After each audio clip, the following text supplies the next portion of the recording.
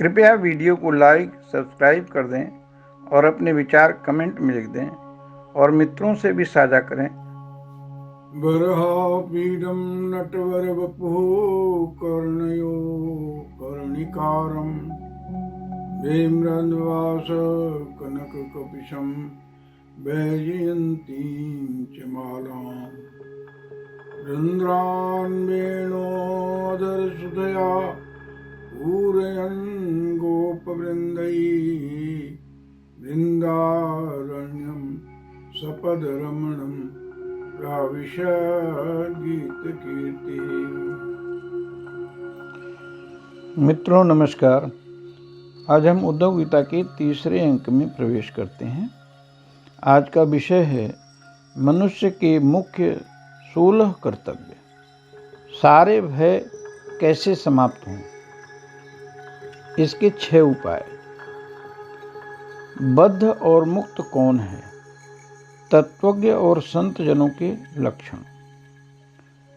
श्री कृष्ण जी ने उद्धव जी से कहा कि सब तरह से मेरी शरण में रहकर मेरे द्वारा बताए गए ढंग से अपने धर्म का पालन करें, अपने आश्रम कुल के अनुसार सदाचार का अनुष्ठान करें।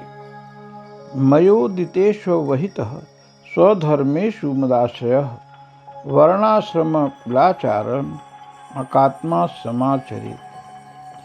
दूसरी बात उन्होंने कहा कि निष्काम होने का उपाय है स्वधर्मों का पालन करने से शुद्ध हुए चित्त में यह विचार करे कि संसार के विषयी प्राणी विषयों को सत्य समझ उसकी प्राप्ति का उपाय करते हैं सुख के लिए, पर वे दुख ही देते हैं। जो व्यक्ति मेरी शरण में है उसे अंतर्मुख करने वाले निष्काम अथवा नित्य कर्म ही करने चाहिए।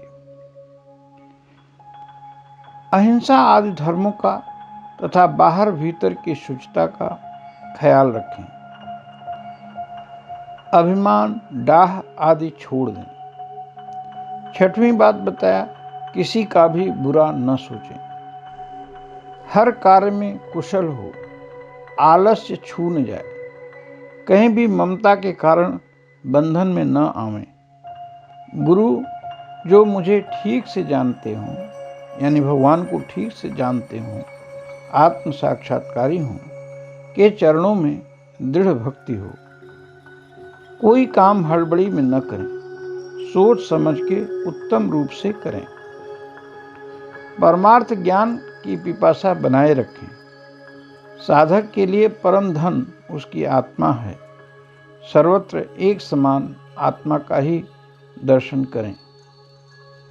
किसी में गुण दोष न निकालें। उदासीन अर्थात सदा उच्च स्थिति में रहें। जैसे जलने वाली लकड़ी से जलाने वाली लकड़ी सर्वथा भिन्न है, वैसे ही यह स्थूल और सूक्ष्म शरीर दोनों जड़ है तथा उनको जानने वाला आत्मा साक्षी स्वयं प्रकाश उससे भिन्न है। शरीर अनित्य जड़ है, आत्मा चेतन है, नित्य है, वह एक है। इस प्रकार देह से आत्मा विलक्षण है, देह से भिन्न है। श्रीमद्भगवद गीता में भी शरीर को क्षेत्र और आत्मा को सर्वथा विलग क्षेत्रज्ञ ऐसा कहा गया है। अध्याय 13। तो हमने पढ़ा कि आत्मा स्वयं प्रकाश, ज्ञान स्वरूप और नित्य है। आत्मा एक ही है। कर्तव्य, भोक्तृत्व आदि धर्म के कारण है। आत्मा के अतिरिक्त जो कुछ भी है वह सब अनित्य और मायामय है। इसलिए आत्मज्ञान होते ही सभी विपत्तियों से मुक्ति मिल जाती है। तो आगे कहते हैं, पहली बात, मनुष्य यह माने कि मृत्यु निश्चित है और वह कभी भी आ सकती है। ऐसी सोच होने पर उसे कोई भी भोग क्या संतुष्ट करेगा। हे उद्धव जी, सांसारिक सुख की तरह पारलौकिक सुख भी दोषयुक्त हैं, क्योंकि वहाँ भी बराबरी वालों से होड़ और ज़्यादा सुख भोगने वालों से ईर्ष्या बनी रहती है। प्रतिदिन पुण्यों के कम होते जाने से सुख भी समाप्त हो जाते हैं। यज्ञ आगादि से देवताओं को लोग प्रसन्न करके स्वर्ग पा जाते हैं, पर पुण्य क्षीण होते ही वह सुख भी समाप्त हो जाता है। दुष्टों की संगति के से पाप कर्म कर वह नरकगामी होता है। सारे लोग सीमित समय के लिए होते हैं। ब्रह्मा का लोक भी समय आने पर समाप्त हो जाता है। ब्रह्मा भी बदल जाते हैं। शाश्वत तो एक मेरा ही लोक है। जब तक परतंत्रता है, भय बना रहता है। अभ्यास और वैराग्य से आत्मानुभूति होती है, तब जाकर सारे भय समाप्त हो जाते हैं। उद्धव जी ने पूछा, हे प्रभु, गुणेषु वर्तमानोपि देहजेष्व न पावृतः गुणैर्न बध्यते देहि बध्यते वा कथम विभु। यह जीव देह आदि के गुणों में ही रहता है, फिर भी यह देह से होने वाले कर्मों से क्यों नहीं बंधता? अथवा यह आत्मा गुणों से निर्लिप्त है, देहादि के संपर्क से सर्वथा रहित है, फिर इसे बंधन की प्राप्ति कैसे होती है? बंध और मुक्त पुरुष कैसा व्यवहार करते हैं? वह किन लक्षणों से पहचाना जाता है? वह कैसे कर्म करता है? भगवान ने उत्तर दिया कि बद्धो मुक्त इति व्याख्या गुणतो में न वस्तुतः, अर्थात बद्ध मुक्त की व्याख्या तीनों गुणों के कारण ही होती है, न वस्तुतः यानी तात्विक दृष्टि से नहीं। जब आत्मा गुणातीत है तो गुणों के नियम वहां नहीं लगेंगे। अतः गुणस्य माया मूलत्वान्न में मोक्षो न बंधनम, अतः मेरा न बंधन है न मोक्ष। स्वप्न हम देखते हैं, नींद में बिल्कुल सत्य भासता है, पर सत्य नहीं है। इसी तरह सुख दुख जन्म मरण आदि संसार का बखेड़ा कारण प्रतीत होता है, पर सत्य नहीं है। उन्होंने कहा, जीव तो एक ही है, वह व्यवहार के लिए ही मेरे अंश के रूप में कल्पित हुआ है, वस्तुतः मेरा स्वरूप ही है। आत्मज्ञान से संपन्न होने पर मुक्त और आत्मज्ञान न होने पर बद्ध कहलाता है। अज्ञान अनादि होने से बंधन भी अनादि कहलाता है। बंध और मुक्त जीव दो प्रकार का होता है। पहला, जीव बद्ध और ईश्वर मुक्त होते हुए भी एक ही शरीर में नियंत्रित और नियंता के रूप में स्थित हैं। ऐसे समझ लो कि शरीर एक वृक्ष है, उसमें घोंसला बनाकर जीव और ईश्वर नाम के दो पक्षी रहते हैं। वे दोनों चेतन होने से समान और बद्ध मुक्त होने से अलग हैं। जीव भोक्ता है और ईश्वर साक्षी। अभोक्ता होने पर भी ईश्वर जीव से ऐश्वर्य आनंद आदि से बढ़कर है। ईश्वर अपने वास्तविक स्वरूप और जगत को भी जानता है, पर जीव अपनी अनुभूति भी नहीं कर पाता। जीव अविद्या के कारण बद्ध है और ईश्वर नित्य मुक्त। भक्ति मुख्य है। भक्ति से सत्संग की प्राप्ति होती है, सत्संग से सानिध्य का एहसास होता है, उससे विवेक, फिर अंतःकरण की शुद्धि, मेरे परम पद को, वास्तविक स्वरूप को सहज ही प्राप्त कर लेता है। भगवान श्री कृष्ण ने तत्वज्ञ पुरुष के लक्षणों को बताते हुए कहते हैं कि तत्वज्ञ पुरुषों को सताए या कोई उनकी पूजा करे, वे न दुखी होते हैं न सुखी ही होते हैं।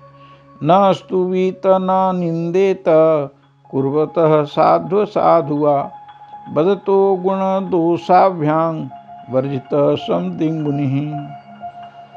भागवत 11:11-16। समदर्शी महात्मा जो गुण दोष से ऊपर उठ गए हैं, वे न तो अच्छे काम करने वालों की स्तुति करते हैं न बुरे काम करने वालों की निंदा ही। वे सम ही रहते हैं। वे न किसी का भला न बुरा ही सोचते हैं। संकल्प विकल्प से दूर रहते हैं। आत्मानंद में मस्त रहते हैं। जैसे कोई ना समझ हो ऐसे विचरण करते हैं। उद्धव जी ने संतों के लक्षण पूछे, तब भगवान ने कहा कि संतों की ये लक्षण हैं। पहला, कृपालुरकृत द्रोह तितिक्षु सर्वदेहिनाम। संत कृपालु, किसी से द्रोह न रखने वाला, दुख को सहने वाला होता है। सत्यसारो नवद्यात्मा सम सर्वोपकारक। उसके जीवन का सार सत्य को पाना होता है। मन में पाप वासना कभी नहीं रहती।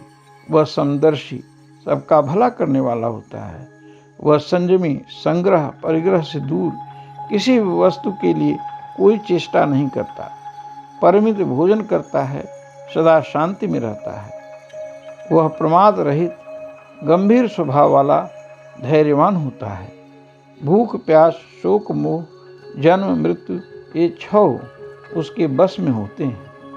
वह अपना सम्मान नहीं चाहता, पर दूसरों को सम्मान देता है। मेरा भक्त मेरी कथा को दूसरों को बड़ी सावधानी से पहुंचाता है। मेरा यथार्थ ज्ञान उसे होता है। जो अनन्य भाव से मेरा भजन करते हैं, वे मेरे प्रिय हैं। वे मेरी मूर्ति और मेरे भक्तों की सेवा करते हैं। शंख चक्र गदा पद्म धारण किए हुए मेरे विग्रह का ध्यान करते हैं। भगवान ने इस प्रकार अपने भक्त के गुणों का वर्णन किया और बताया कि सत्संग से मैं भस्म हो जाता हूँ। यज्ञों से, दान से, जप से जितना मैं प्रसन्न होता हूँ, उससे ज़्यादा सत्संग सेवन से हो जाता हूँ। देखिए, न रोधयते माम योगो न सांख्यम धर्म एव च न स्वाध्याय तपत्यागो निष्ठापूर्तम न दक्षिणा। व्रतानि यज्ञ छंदांसे तीर्थानि नियमायमाः यथा वरुन्धे सत्संग सर्वसंगापहो हिमाम। भागवत 11/12/1,2। भाव ये कि मैं दान आदि किसी भी क्रिया से उतना प्रसन्न नहीं होता जितना सत्संग से हो जाता हूँ। यह परम गुप्त बात भगवान ने उद्धव जी से बताई। सत्संग से ही अनेकों युगों में अनेकों लोगों ने भगवान के परम पद को प्राप्त किया है। तो आइए यहीं पर हम अपनी वाणी को विश्राम देते हैं, भगवान का नाम लेते हैं। ओम नमो भगवते वासुदेवाय। ओम नमो भगवते वासुदेवाय। श्री कृष्ण शरणं मम। श्री कृष्ण शरणं मम। आप सभी को बहुत बहुत धन्यवाद।